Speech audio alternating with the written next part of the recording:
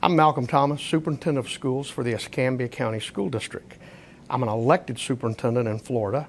Our district has 40,000 students, and if you count our substitute temporary employees, over 7,000 employees to go with the 40,000 students. The superintendent serves as the chief executive officer for the school district.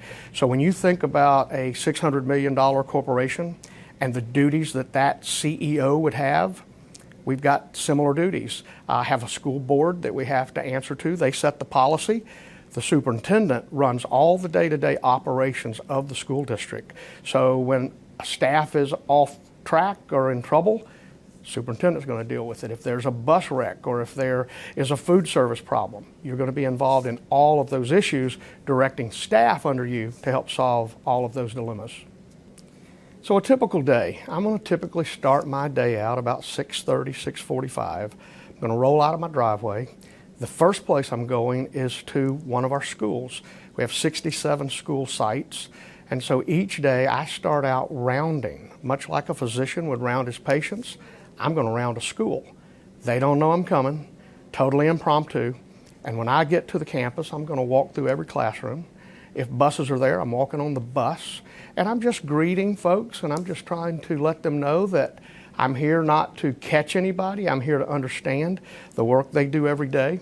I will have conversations with people that are available to have a conversation. I typically try to ask them 3 questions. I always start off with, how's your family? Want to make that personal connection. Second, do you have all the tools that you need to do the very best job you can do for our children? And my third question, can you tell me the name of someone that has helped you in the last 2 weeks do your job better? That's when they'll see me reach in my pocket, take out a pad, and write down the name of the person they tell me. That person's going to get a handwritten note that I'm going to mail to their home. I do over 1,000 handwritten notes a year to encourage and let our employees know that they are appreciated. In education, I think that's really one of the fallacies. We work incredibly hard. The pay is not great. Knowing that we make a difference for our students, that's really what keeps the passion flowing. And so people have to pat you on the back every now and then to keep you in the game. The stress level of the job, it's really, I guess it depends on how you handle the situations. There are things that happen that I guess could stress you out. I really don't get wrapped around the axle about that. What we say in our office, at the superintendent's office, when the school calls and there's a crisis or a semi-crisis, we have to be the cool head. So we're going to keep this thing level. We're not going to get excited so they can see. We're going to help guide them through their situation so that we can get to the next step. Again, protect our students, protect our staff. Credentials for an elected superintendent are pretty simple. Be at least 18 years old, live in the county for which you're going to be elected. If you can get enough people to vote for you, you can be the superintendent. If you're an appointed superintendent, though, the landscape's vastly different. There will be an expectation that you have education credentials, probably expecting you to have a teaching certificate and have successful teaching experience. But more importantly, building level or district level administration experience is always critical, because remember, you're going to be the top guy if you're the superintendent. Hard to lead others if you've never walked in some of those paths.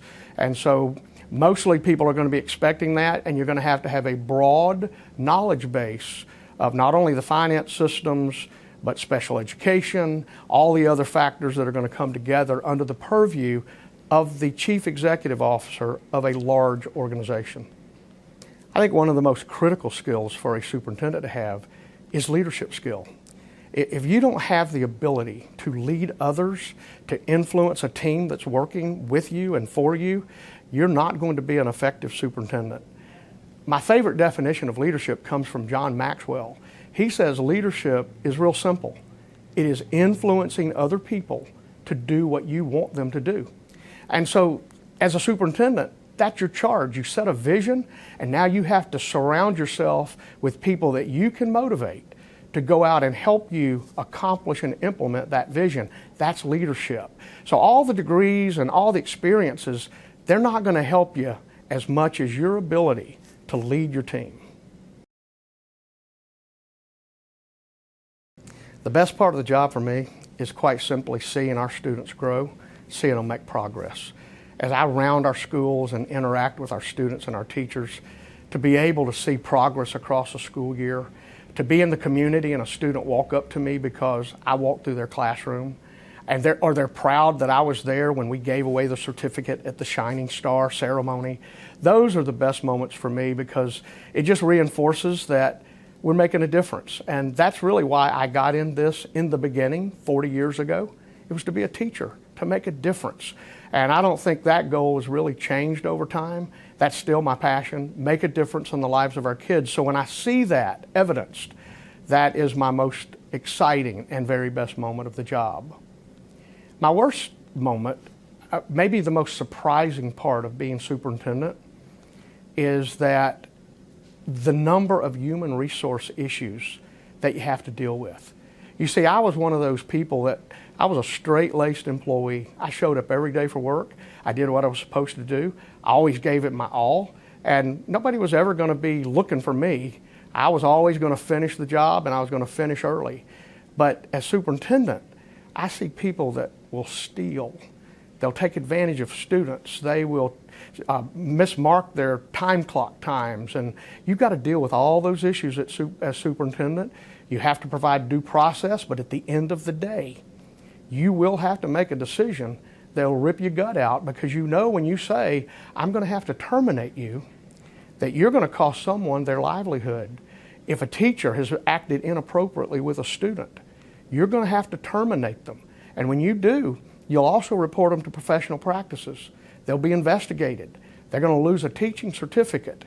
Those are hard decisions, and you should never take those for granted. You never want to get to the place where those are easy for you as superintendent, because behind every one of those cases that you're hearing about through your investigator or your team, there's a family.